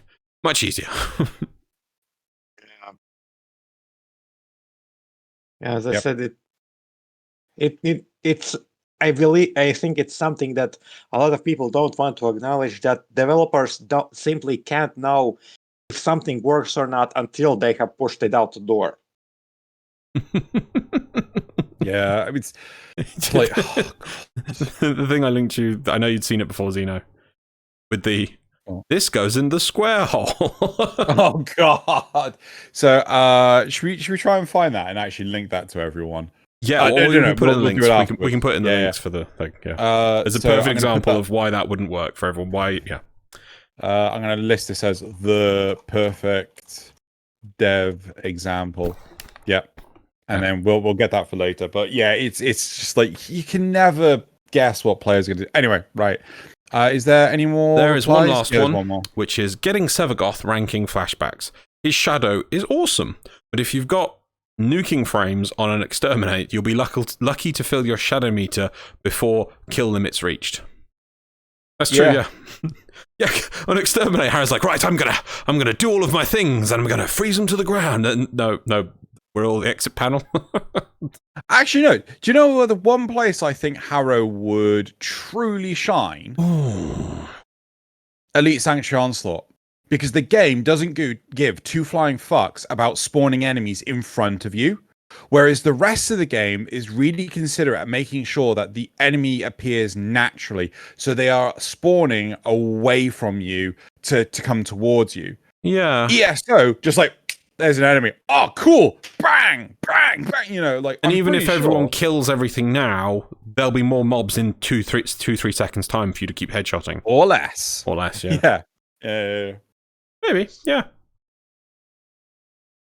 Right. Yeah. I think that's it. It's kind of. It's Hero is one of those frame. It does maybe like one of those frames where it's more a right tool for the right job situation rather than just something you play. Yeah, something you play generally. Yeah. That's a good way. Yeah. Yeah, summing it up. Good. Yes. Right. Cool. Right. Actually, to be fair, like, I don't know how often people use Necros outside of farming shit. Yeah. Right tool, right job. Anyway, right. You made it funny. So that's that. Let's move on to the graphs. What did I just... Why did that... What? Right. Oh, God, I hit an unlock. Sorry. Right, graph number 1, which Mr. Loz has already got up there. Mr. Loz. Cool. Should Excalibur's passive be expanded to great swords and or sword and shields? Right? So 6% said sword and shield only. 22% said great swords only. 28% said it's fine as is. And 44% said both. Wow. I'm more surprised by the fact the number of people that said fine as is. Really? Yeah. I'd be fine as is. So, Yumi, I don't know if you know the Excalibur passive. It counts most swords, but it doesn't count the stupidly big swords and sword and shield. It counts double swords and swords. That's about it. I think Yumi might be having internet issues. Oh no, we're good. I actually also have weak hope when I looked at what it does, and yeah, it's kind of weird that it excludes specific great swords and shields specifically. Yeah, it probably. I agree. It should also include them. Huh. Kind of weird. At least according to Wiki, it goes single swords, dual swords, Nikanas, and rapiers. So, but not dual-handed Nikanas or great sword. Yeah. Right. Should we move on to the next one? If it did go sword and shield, it would have to not work on the ones which are hammers or axes and shields. What about the... Oh God, I'm going to ask a stupid question now. Aren't there single swords that are actually not a sword, but like a different style of weapon entirely? I don't think so. I know machetes. They are actually part of the... Like the dual karma counts as a machete. Yeah. You know, so there's stuff like that. And anyway. No. No? They're all... No. Okay, fine. They're all swords. Maybe that's the reason why. Okay, should we go to the next one? Right. Should there be other warframes that specialize in melee weapon passives? 11% said they didn't care, 70% said no, and 72% said yes. I think this is fairly obvious. Yep. The answer is yes. Yeah. Should we move on to the next one? Right. Do you like the idea of the Grineer and the Corpus joining forces with the Tenno to fight off the sentence? I am not kidding. This was 100% for the longest time. I looked this up midweek and it was still 100%. One person, one of you has put no. I can tell you it wasn't me. Though I would have joined them in if I knew it was a thing. But it was you. No, because I would join in and it'd be worse. Right. You don't like the idea of all three forces joining to fight off the sentience? We were talking about this. We had the idea that, you know, the Corpus and the Grineer could have their evil machinations to go steal stuff. The way I had it is at first you had to pick a side and one side wins and has effect on the solar system, and then begrudgingly for the plot to continue, then the other side sort of joins in, but only but they're already diminished anyway, so it's not really a massive effort. It's really one. They both work together, but really one's one. That's what I suggested, as if I'm right. If I remember right. Whoa. Go back. Yumi, be honest with me. Were you the no? No. Right, okay. No, because that's basically invasion missions. Give sentience invasion missions, and as well you have. Well, that's a really good, simple idea that they could have added. They could add in to make it feel like the sentients are attacking more. Ah. Well, speaking of invasion missions, next one. Should there be a Gravidius Dilemma event for the fight against the sentients where a player works with the Grineer/Corpus for the course of the event and their reward is tied to the faction they aid? All right. 6% said that they don't care. They're wrong. 22% said no. They're also wrong. And 72% said yes. I can understand you saying the people who are no are wrong, but the people who don't care are wrong that they don't care. How could you not care about doing another Gravidius Dilemma event? Okay, yeah, I'm with you, but You see my point. How many people who play today actually play Gravidius Dilemma? That's a good question, though. I think that there would be a very, like, I don't know, less than half of the people that listen have actually played Gravidius Dilemma. But to be honest, a part of me wanted to word this so that you had to pick one faction, which is, so you start off picking either the Grineer or the Corpus. You know what the reward is by the end, before you even start. And you were tied to that faction throughout the whole thing, but I felt that would just, too many people would complain about that. People want to be able to flip flop. So honestly, I have read about these kinds of choose the side events in other games, in some other stuff that I've played, and people who work on them really ends up not liking them because these kinds of events these events are fine as long as they're the sort of conflict between them can stay in the game. Problem is, it often does not stay in the game, and community have a tendency to take that conflict elsewhere. I see what you mean. did we have that with? No, Gravidius? because basically the big guilds went with being Grineer, and everyone was like, "All right." Well, and then it got beaten. That was the starting point. We were going to be like, we're going to go for Grineer because we want the Brack and we want the Grineer to go into like the Grineer.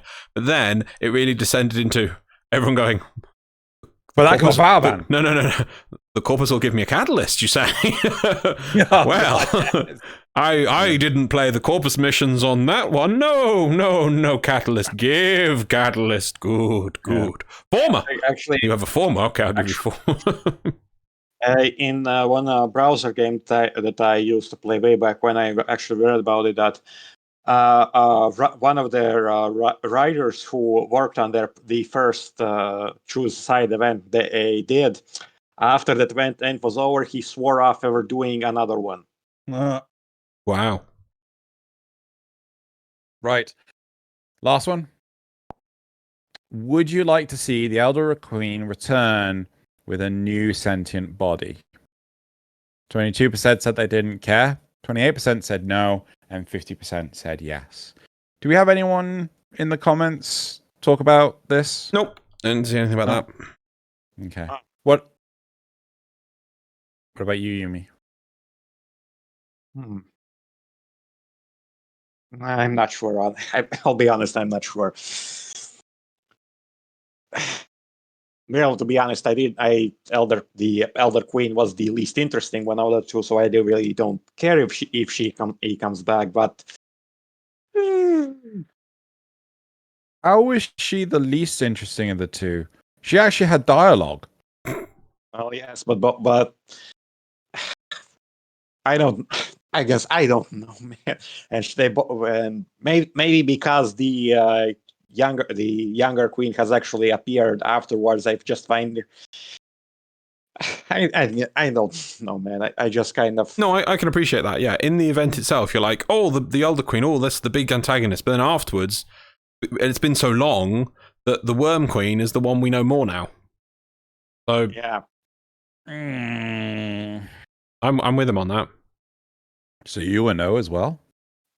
No. I'm with him on the Worm Queen. I just feel more. Right, but I would like to see this plot point brought back. I wouldn't maybe a sentient body, maybe, but or at least the plot where they attempt to do this, and then maybe something goes wrong and they make something worse. I think it's an interesting plot thread to follow. But Yeah. you know, as opposed to it definitely is, since well, with some stuff. Well, I don't remember how this, but there have been some theories that basically, once you extend your life using Kuwa, you can never properly die. oh, Your spirit, your soul, if you will, will just left wander until someone can drag it into other host. interesting. You become Sauron, right? More or less. I don't think I've heard that one before. Interesting. Right. Well, that's it for the graphs. We're now going to jump into the community. No, the supporter questions. Loz is prepared for this. Ah, there they are. Sorry, they weren't in the where you put the rest of stuff. Right, okay. Google. Oh, because we haven't had guests, you see, so I haven't had to swap between people for a while. Okay, Google says, being a supporter sounds really great. How does someone become a supporter? Can you tell us about the perks? No. Go into the description below. You'll see a link to both the Ko-fi account and the Patreon account. If you're able to give anything, it would be grand. If you donate $15 a month, that makes you eligible to be in an Arbiters episode. Right now, it says that you'd be in the weekly Arbiters, but Arbiters has been adjusted. I need to get War Council going. I need to do so much. It's who has the time to do anything these days. There's also, if you donate $5 or more, you can be in the supporter episodes of 10 o'clock. Just like Yumi here. And everyone has the opportunity to ask questions in 10 o'clock. The same is applied to Ko-fi, again, focusing on the subscription side of things. But if I don't get any Ko-fi supporters because I have to pay for the ability to receive subscriptions, so it's costing me money right now. Oh, really? Yeah. Has anyone ever signed up through Ko-fi? Yes. Yeah. But they had to cancel at the beginning of the year because of their circumstances with COVID. So it's completely understandable. But if basically no one supports via Ko-fi, probably by the end of the year, with plenty of months down the line, then I'll probably cancel Ko-fi because I would have spent $72 for nothing. Yeah. But yeah, so that'd be that. Google also asks, if people want simple designs for Warframes, do you think it'd be a good idea if DE made simple frames and a deluxe skin for its release? Kind of like an alt helmet, but a whole skin. Yeah, that sounds alright. No, I think deluxe skins should come later, because I think part of the point of the deluxe skins is they revitalize the frame. Oh, fair enough. Yumi?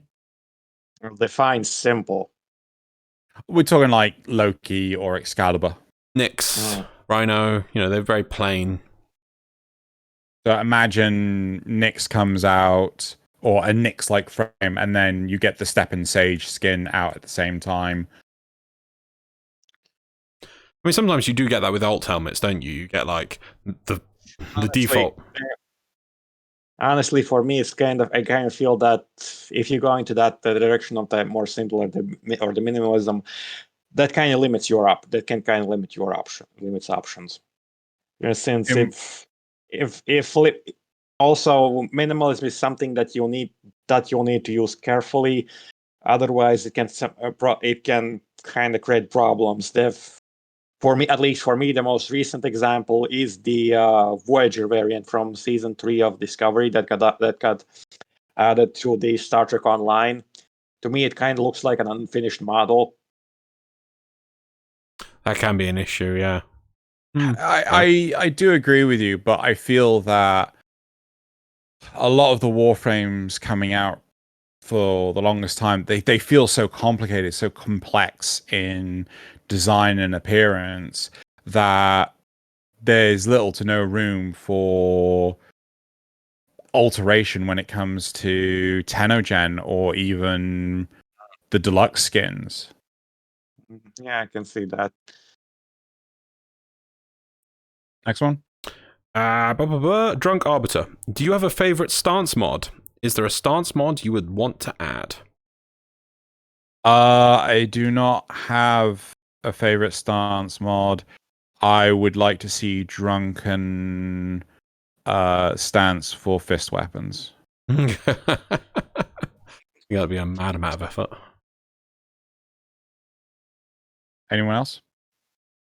Hmm. I'm kind of partial to the Xato's Creed for Nikanas. As for stand, honestly, I would like to have a proper spear type stance for pole arms. Ooh, okay. Do we have pole arms?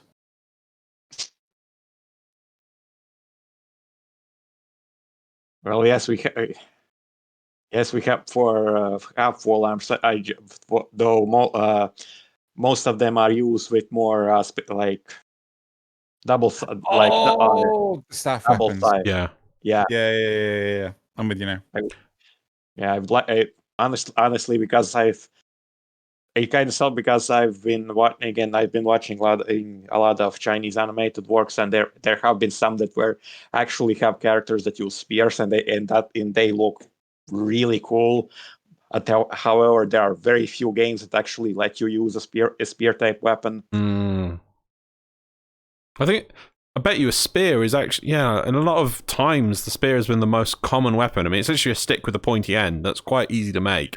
Gives you a lot of advantages at fighting at range compared to an opponent with just like a sword. So it's quite advantageous to have. Literally, you could just wrap a stick on the end of a sort of rock on the end of a stick and you got a spear. So yeah. Interesting. Yes. I get behind that. Well, what's favorite stance mod? Burning Wasp. Okay.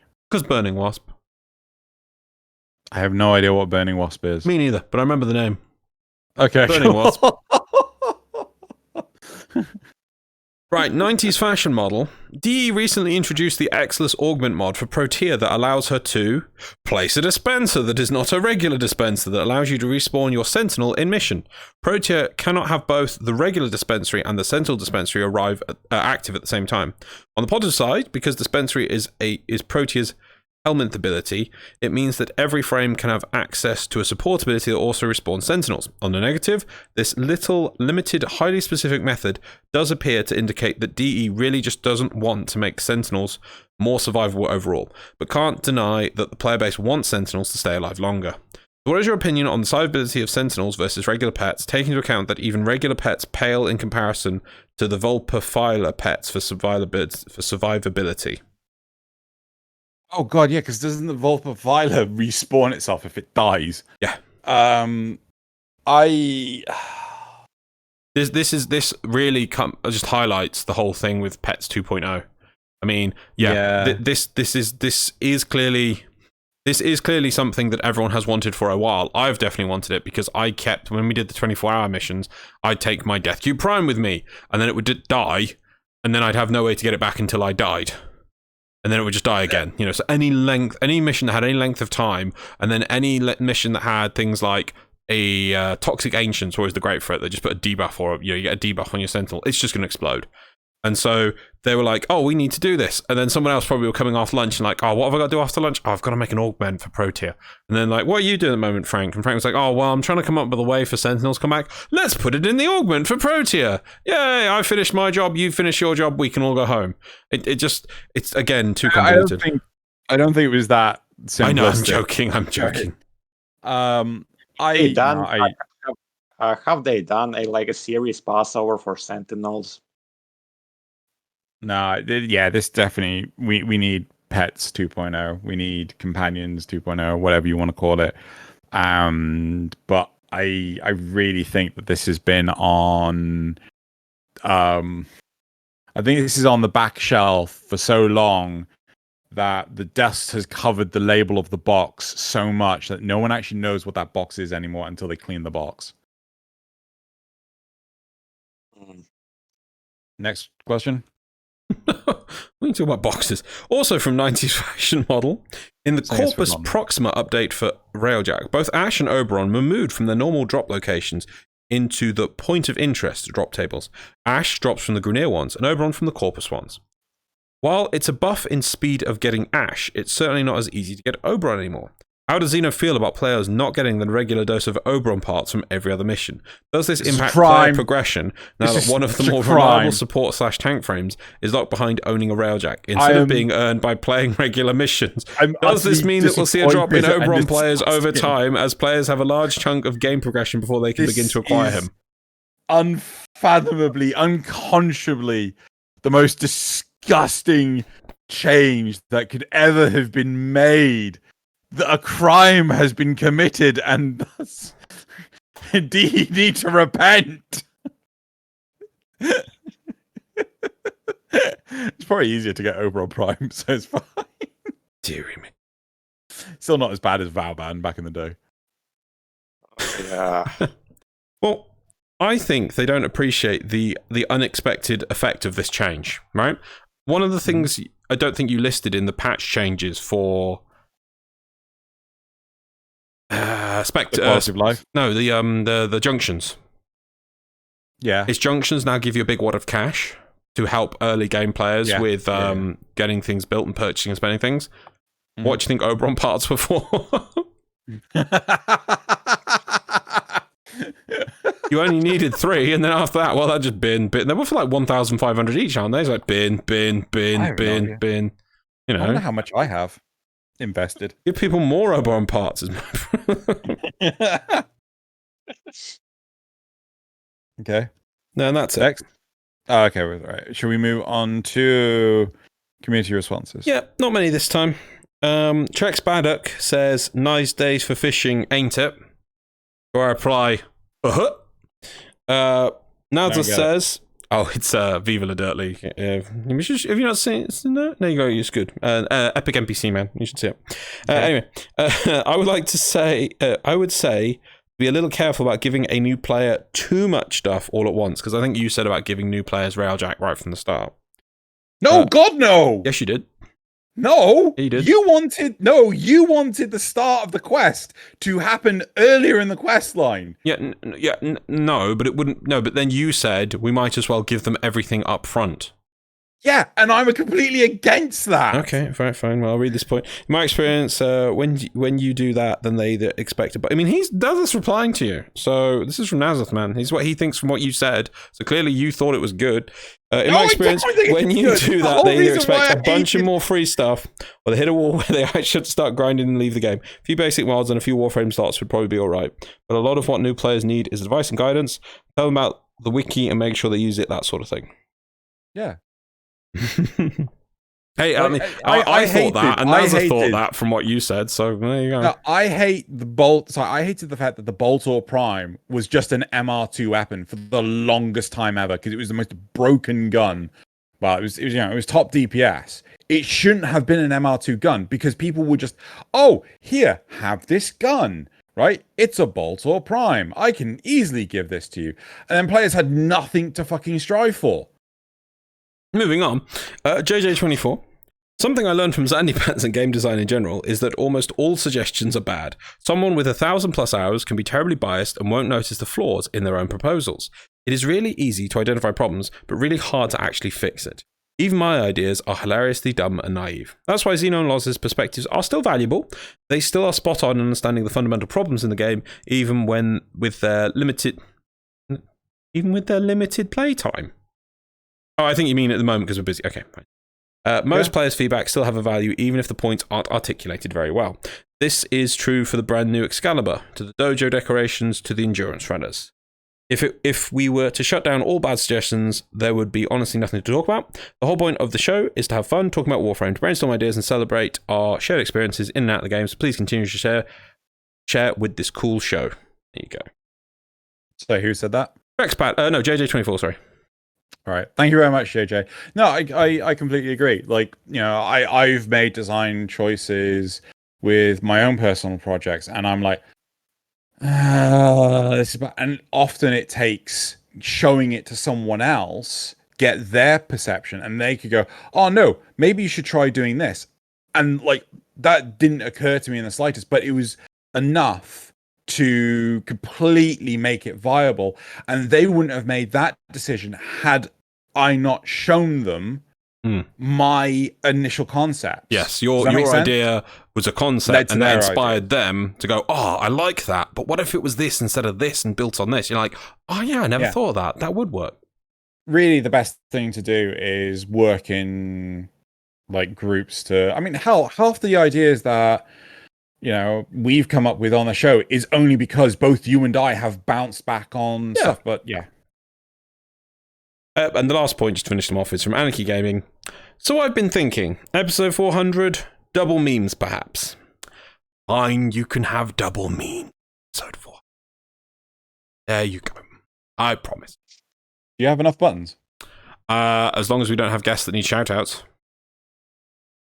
Well, we have Nazeth, so yes, we do. Oh, well, we can set up the buttons to do those. Yeah. Okay. Well, Nazeth doesn't have... Oh, we don't Twitch. Yeah. But... Oh! What? Wow. Oh, no.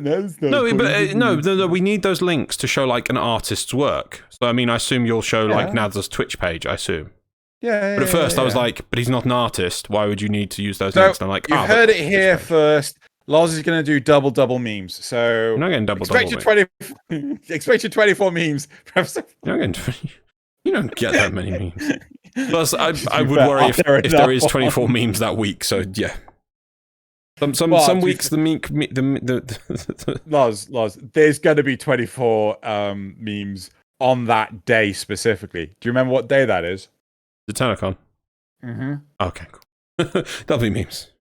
Oh, look how fast the Ureli art came out. Yes, true.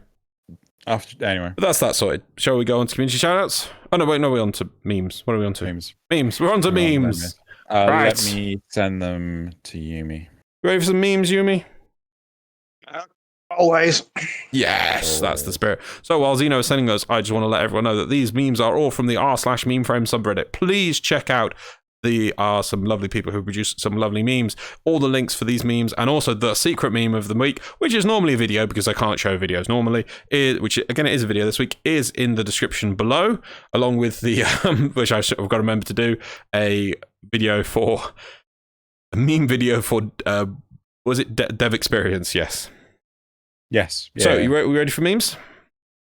Yeah, I'm gonna post the community shoutouts and thing as well. Yep. Right. So.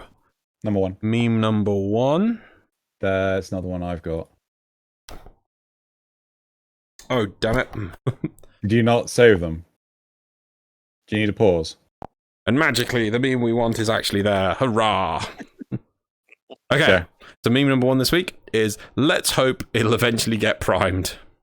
So, the Astilla and Volnus getting primed. The Fusali. Yeah. Very sad that they have announced Gara Prime with 2 of Gara's weapons getting cool Prime ones, and the cool throwing knife. No Prime. Very sad. Very sad. I wonder if, because, yeah, I imagine like there's going to be a dev stream like, yeah, we're going to do that as well. Take it on. Yeah, like they did for the Lex Prime. It just comes out randomly some point. Yeah. Right, meme number. Honestly, when with the primed ones, I actually hope that the glass parts on the weapons and the prime weapon actually use the same color slot, because on the basic ones they don't, so it's a pain in the ass to color them if you want the unified scheme. That would be sensible. So I assume if you go to the weapons and say copy Warframe colors, it won't give you what you want. You have to go manually. Yeah, because the glass parts on the weapons and the frames use different color slots. Oh, well, that's terrible. Oh dear. Hopefully for the primes they'll fix that problem. Hopefully. But moving on to meme number 2. Okay. You know you'll regret it later. When you're impatient and you have enough platinum to rush an item, but you want to control yourself. What the fuck is this meme? Oh, have you never seen it? This is an old meme. This guy. I have. I just can't remember. The guy looks like he's about to explode.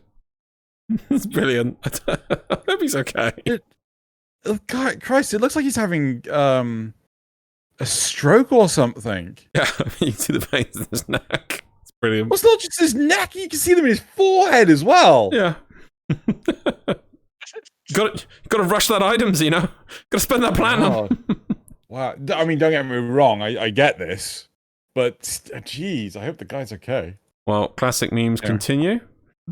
Oh my God. Saw this on YouTube. It's so true. New game content, new skins. D. Yeah. I'm not going to say no.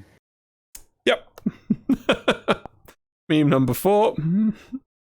Spy missions in a nutshell. That's an Aversa assassin from 40k. Ain't nobody gonna notice if nobody's left alive to notice. Who dat? God knows if they dead. Like, out of interest, when you guys do spy missions, do you actually take a stealth frame at all? Nope. You have to be only stealthy for the 3 rooms. Yep. If that, I mean, just explode everything. Job done. Gets the job No alarm done. if it's exploded. Right. Number 5. Meme number 5. Me showing that I want to have the Tempestari turret from my railjack. D. It would be so good. It'd be like, look at the turret. Yeah, it's nice to see. Is she really that tall? She's huge. Or is he just tiny? I don't know. No, I think she's on a pedestal or something at that point. Ah. Right, and finally... I'm pretty sure I've seen Chris Hemsworth and Taika Waititi? Yeah, that's his name. I swear I've seen them shoulder to shoulder before. And Right. She is nowhere near as tall as Chris Hemsworth. Anyway, next one. How have I made it this far? Over 700 hours. You must have at least one maxed out arcane then, right? Oh. Wait, can you do it through the Orphix missions? Because it used to be Scarlet Spear that gave you arcanes like There's No Tomorrow. Yeah. And then they brought the same thing for Orphix Venom. I wish I got more at Christmas. I really did. If Scarlet Spear comes back, I said I was going to do it with Scarlet Spear, never did. Orphix Venom came, I was like, oh, I'm totally going to do Orphix Venom. I really enjoyed Orphix Venom, and I just forgot about it. I want to max out all my bloody arcanes, because my problem is, like, all the builds I want to be using for the footage, they're great, but they always say, like, these arcanes. I'm like, I don't have those arcanes. Is it bad that I've just realised that Scarlet Spear was not this March, but last March? It's been a year, you mean? March. Yeah, it's been March. It was March 2020. And I'm like, oh dear God, where is this year gone? Yeah, 20. That's the thing. Like I was saying, Yumi here being on. Like, I don't remember it being that long. Like, there's Wisp in the footage. And I'm like, I thought Wisp came out last year. Yeah, a year ago. Anyway, right. Yep, that's it for the memes. Do you want to turn them off? Cool. Time to do the community shoutouts, which I've already sent to Yumi. Yeah. Right, so our first community shout out is Sevagoth by Squavery. Whoa. What do you think of Sevagoth, Yumi? I haven't.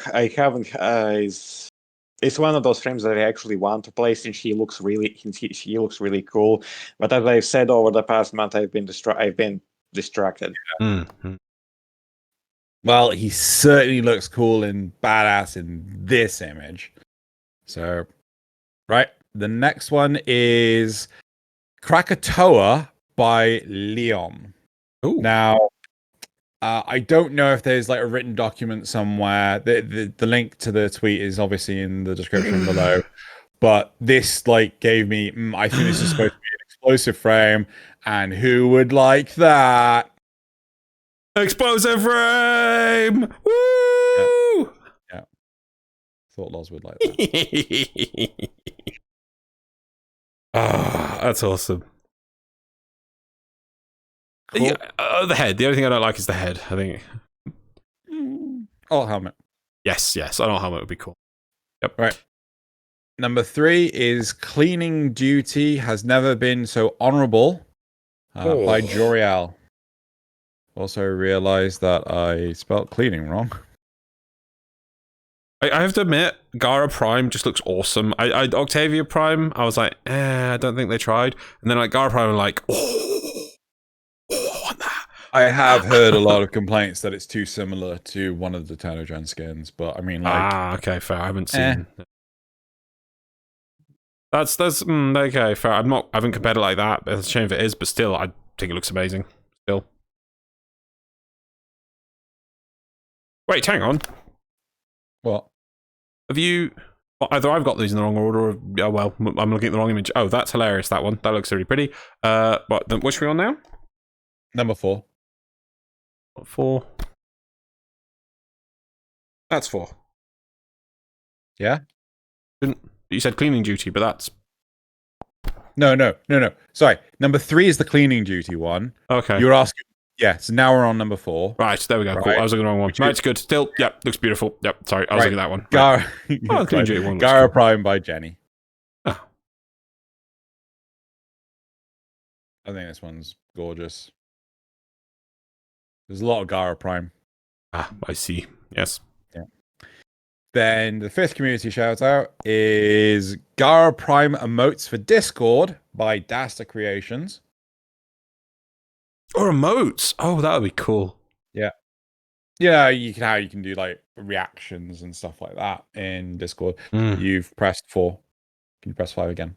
I wasn't even on that. I must have. No, it's because of the double thing, isn't it? Yeah.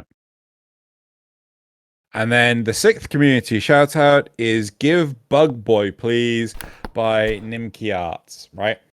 So there's a bit behind this where apparently D have asked in the poll that this is responding to what oh god, hold on, let me close it.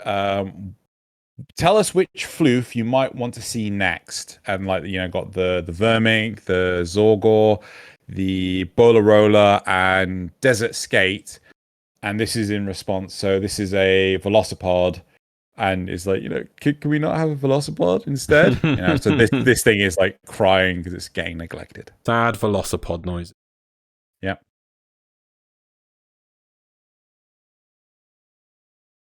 Cool. Right, so that's it for the community shoutouts. And now we're going to go on to the quote. Okay. Here we have the 10-0 conundrum. A 20,000-year-old frozen star child who was thawed out by the Grenier. He escaped and went on a rampage throughout the solar system. This handsome fellow was Dr. Helminth, the most brilliant Archimedean in the Empire. He invented a scientific machine that would give the Orokin the infested's ability to survive. Unfortunately, there was a side effect.